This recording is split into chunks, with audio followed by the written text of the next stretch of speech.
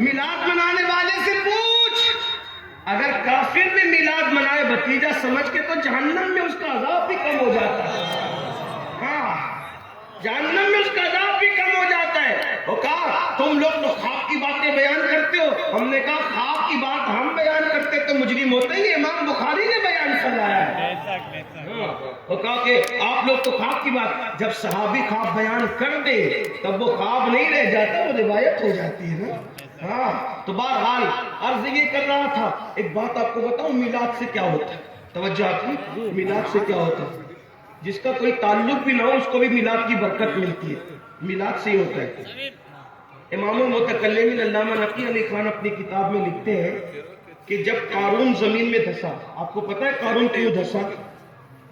لیکن دھسا اتنا تو پتا ہوگا، ابھی اس کی طرف جاؤں گا تو آدھا گھنٹہ اور چاہیے، لیکن اس کا نہیں کچھ کوئی ذکر کر۔ قارون زمین میں دھسا یہ تو پتا ہوگا آپ کو، قارون زمین میں دھسا۔ اب دھستا رہا، کب تک دھسا؟ موسیٰ علیہ السلام کے زمانے سے دھسا، اور کب تک دھستا رہا؟ رسول اللہ کی ولادت سے پہلے تک دھستا رہا۔ جیسے حضور کی ولادت ہوئی اور حضور کے قدم زمین کو لگ گئے، اللہ نے فرمایا اب قارون نہ دھسے گا، کیونکہ محبوب کے قدم زمین کو لگ گئے۔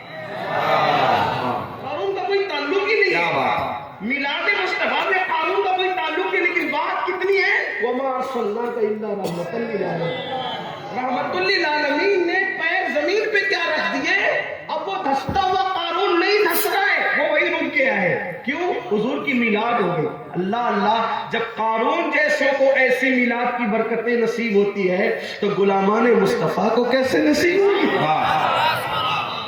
سوچو تو صحیح۔ میلاد سے کیا ہوتا ہے؟ میں نے کہا میلاد سے یہ ہوتا ہے کہ ساری روئے زمین مسجد بنا دی جاتی ہے، مسجد بنا دی۔ ایک بات آپ کو بتاؤں، حضور نے کیا فرمایا؟ اللہ نے میری برکت سے روئے زمین کو کیا بنا دیا؟ کیا بنا دیا؟ یعنی کہ پہلے کے لوگوں کو عبادت کرنا ہوتا تھا تو عبادت خانے میں جانا پڑتا تھا، اب مسلمان جہاں نماز کا ٹائم ہو نماز شروع کر دے۔ کیا جگہ ہے وہ؟ مسجد۔ ایک بات اس سے اور بتاؤں، جب مسجد ہو گئی روئے زمین تو مسجد کے اوپر کوئی زنا کرتا ہے کیا؟ مسجد کے اوپر کوئی شراب پیتا ہے کیا؟ مسجد کے اوپر کوئی چوری کرتا ہے؟ کوئی کرتا ہے مسجد میں چوری؟ حضور کہہ رہے کہ مسجد ہو گئی، یہ تو ہمیں سمجھ میں آ گیا، اور یہی اس کا مطلب ہے کہ سجدہ گاہ بن گئی۔ لیکن جو چیز سجدہ گاہ ہے پھر وہ زنا گاہ کیسے ہو سکتی ہے؟ وہ شراب گاہ کیسے ہو سکتی ہے؟ وہ چوری گاہ کیسے ہو سکتی ہے؟ اس کا مطلب لوگ وہ زمین کو کچھ مانے، تم تو سجدہ گاہ مان رہے ہو نا۔ جب تم سجدہ گاہ مان رہے ہو تو زمین کے اوپر پاپ کیوں کرتے ہو؟ گناہ کیوں کرتے ہو؟ زمین پہ گناہ کرنے نہیں آئے، زمین پہ سجدہ کرنے آئے، زمین پہ اللہ کی عبادت کرنے آئے۔ تو عرض کیا کر رہا تھا، ہمارے مسائل کا حل کل بھی مسجد میں تھا، سجدے میں تھا، اور آج بھی سجدے میں ہے، اور جب تک سجدہ نہیں کرو گے اس وقت تک کامیابی نہیں مل سکتی۔ حکومتیں آئے گی چلی جائے گی۔ اور ایک بات آپ کو بتاؤں، جو اس وقت ظالم آئے ہیں دنیا میں، کئی ہر ملک کا یہی حال ہے، کہیں کم کہیں زیادہ، اس سے زیادہ ظالم آئیں گے اگر عبادت نہیں کرو گے، اس سے زیادہ ظالم ہیں۔ جو تکلیفیں آج ہیں اس سے زیادہ تکلیفیں بڑھے گی۔ ارے اللہ نے ہمیں خوبصورت شکل دی، رزق دیا، اچھے ماں باپ دیے، ساری نعمتیں دی، کیوں اس کے لیے ٹائم نہیں نکالتے؟ ایک وقت کی نماز کے لیے صرف 10 منٹ چاہیے، 10 منٹ، 10 منٹ سے زیادہ کا ٹائم نہیں لگتا، کیوں نماز نہیں پڑھتے؟ اور سن لو، اگر نماز نہ پڑھو تو اللہ کے رسول علیہ السلام کیا فرما رہے؟ آپ یہ سوچتے ہو کہ نماز چھوڑ دیں گے تو بھی حضور ہاتھ پکڑ کے جنت میں لے جائیں گے؟ نمازوں کو ترک کرو گے پھر بھی حضور ہاتھ پکڑ کے جنت میں لے جائیں گے؟ یاد رکھو، اللہ کے رسول نے فرمایا کہ جو جان بوجھ کے نماز چھوڑ دے میں محمد اس سے بیزار ہوں، قیامت کے دن اس کے ساتھ میرا کوئی وعدہ نہیں ہے۔ حضور فرمائے ہوش کے ناخن لو، جس سے ماں باپ بیزار ہو جائیں مرتے وقت اس کی زبان پہ کلمہ نہیں آتا، جس سے اللہ کے رسول بیزار ہو جائیں مرتے وقت اس کی زبان پہ کلمہ کیسے آئے گا؟ آپ کیا سمجھتے ہو امام اہل سنت کی بات بہت زیادہ کرتے ہو؟ امام اہل سنت نے فتاوی رضویہ شریف میں لکھا کہ جو اذان کا جواب نہ دے اور دنیا کی باتیں کرے ڈر ہے کہ مرے گا تو کافر ہو کے مرے گا. امام اہل سنت نے لکھا جو نماز پڑھے لیکن رکوع صحیح نہ کرے, پڑھتا ہے نماز لیکن رکوع صحیح نہیں کرتا, تو حدیث پاک انہوں نے کوٹ کی کہ جو رکوع صحیح نہیں کرتا ڈر ہے کہ مرے گا تو کافر ہو کے مرے گا. نماز پڑھتا ہے مگر رکوع صحیح نہیں پڑھتا تو ڈر ہے کہ مرے گا تو کافر ہو کے مرے گا. جو سرے سے نماز ہی نہیں پڑھتا, جمعہ تک نہیں پڑھتا, جمعہ کے دن آتا ہے تو 2 رکعت پڑھ کے بھاگ جاتا ہے, وہ کیسے مومن مرے گا, وہ ایمان پر کیسے مرے گا؟ اور آپ کو بتاؤں اللہ کے رسول علیہ السلام حضرت ابو ہریرہ سے فرماتے ہیں, اے ابو ہریرہ بے نمازی کے ساتھ نہ بیٹھا کرو, اس لیے کہ بے نمازی پر مسلسل اللہ کی لعنت برستی رہتی ہے. حضور اپنے صحابہ کو بے نمازی کے ساتھ بیٹھنے سے روکتے ہیں. آپ سے پوچھنا چاہتا ہوں, بے نمازی بن کر حضور کے عاشق کیسے ہو سکتے ہو؟ بے نمازی بن کر غوث اعظم کے عاشق کیسے ہو سکتے ہو؟ ہم تو قادری ہیں. میں نے کہا اپنا منہ آئینے میں دیکھو, کون سے قادری ہو؟ صرف کپڑا پکڑ کے کسی کو قادریت ملتی ہے؟ میرے جملے تلخ ہو تو معاف کر دینا, لیکن وہ غوث اعظم شیخ عبد القادر جیلانی جن کی قادریت پہ ناز کرتے ہو, غوث پاک فرماتے ہیں بے نمازی مرے اسے مسلمان کے قبرستان میں دفن مت کرو. جو غوث اعظم بے نمازی کو مسلمان کے قبرستان میں گوارا نہیں کرتے, قبرستان غوث پاک کا نہیں ہے. توجہ ہے آپ کی؟ قبرستان